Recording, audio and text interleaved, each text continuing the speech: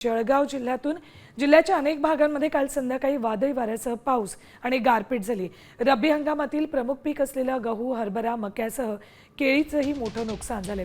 प्रामुख्याने जळगाव, रावेर, भुसावळ, धरणगाव, चाळीसगाव या तालुक्यांमध्ये मोठं नुकसान झाले। तातडीने पंचनामे पूर्ण करून नुकसान भरपाई द्यावी अशी अपेक्षा शेतकऱ्यांनी व्यक्त केली।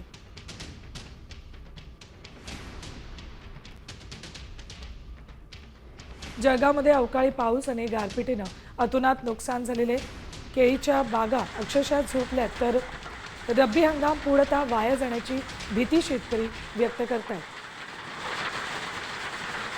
गारपिटीनंही अक्षरशः जिल्ह्याला झोडपून काढले।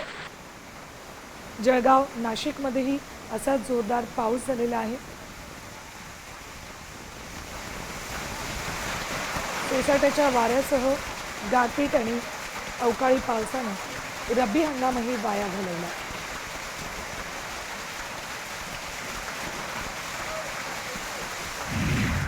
तर जळगाव जिल्ह्यातल्या चोपडा तालुक्यात काल वादळी वाऱ्यासह मुसळधार पाऊस आणि गारपीट झाली।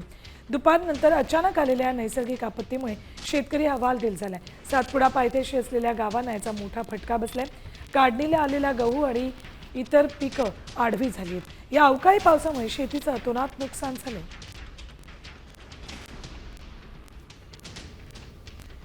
अधिक माहिती जाणून घेऊयात आमचे प्रतिनिधी संजय महाजन यांच्याकडून। संजय, अक्षरशः काढणीला आलेला गहू आणि पूर्ण झोपलेला दिसतोय आता तो।